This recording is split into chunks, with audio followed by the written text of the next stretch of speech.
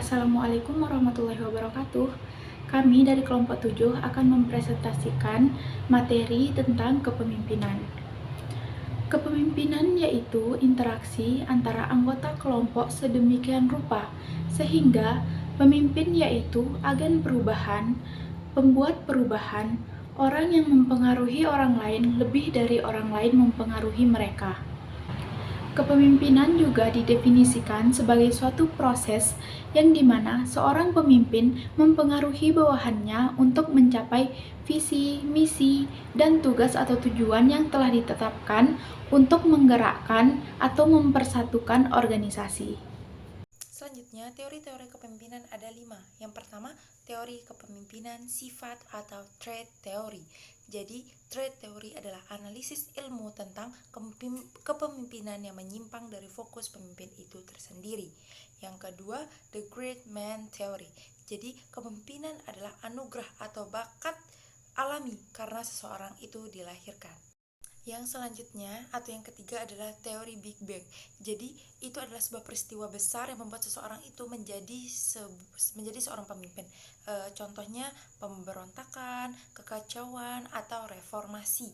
Yang keempat, di sana ada teori perilaku atau behavior theories. Jadi behavior theories itu adalah keberhasilan seseorang pemimpin sangat tergantung pada perilakunya dalam peran kepemimpinan. Yang kelima, teori kepribadian situasional. Kepemimpinan dihasilkan dari 3 faktor.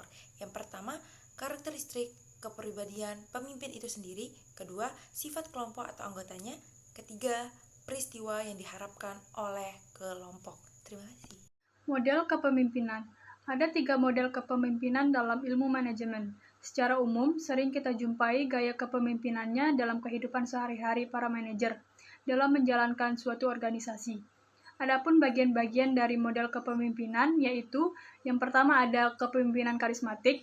Kepemimpinan karismatik adalah kepemimpinan yang berasal dari anugerah Tuhan, yang mana pemimpin tersebut memiliki kemampuan yang luar biasa dalam hal memimpin dan adanya ketertarikan emosional yang kuat dari yang dipimpin kepada pimpinannya.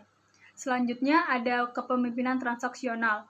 Kepemimpinan ini dimaksudkan untuk mengendalikan bawahannya dengan cara menggunakan kekuasaannya sebagai pemimpin untuk mencapai suatu hasil yang bisa menerapkan transaksi yang saling menguntungkan dengan bawahannya. Dan yang terakhir dari model kepemimpinan ini ada kepemimpinan transformasional.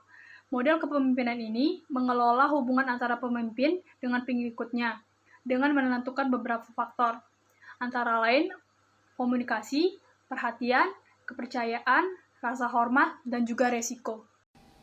Fungsi kepemimpinan dibagi menjadi 5, yaitu yang pertama fungsi instruktif, berarti pemimpin berfungsi sebagai komunikator. Yang kedua, fungsi konsultatif, yaitu pemimpin bisa menggunakan fungsi konsultatif sebagai komunikasi dua arah. Yang ketiga, fungsi partisipasi, yaitu fungsi kepemimpinan berikutnya yang melibatkan anggota untuk berturut serta dalam setiap pengambilan kebijakan. Yang keempat, fungsi delegasi, yaitu pemimpin harus memberikan kepercayaan kepada orang yang dipimpinnya seperti pelimpahan wewenang. Yang kelima, fungsi pengendalian, yaitu mampu mengatur aktivitas dari para anggota secara terarah. Kepemimpinan dapat diartikan sebagai proses mempengaruhi dan mengarahkan tugas kelompok yang berkaitan dengan aktivitas anggota kelompok. Kepemimpinan juga dapat didefinisikan sebagai kemampuan untuk mempengaruhi strategi dan tujuan, kemampuan untuk mempengaruhi komitmen dan kepatuhan terhadap tujuan bersama, dan kemampuan untuk mempengaruhi anggota kelompok untuk mengidentifikasi, memelihara, dan mengembangkan budaya organisasi.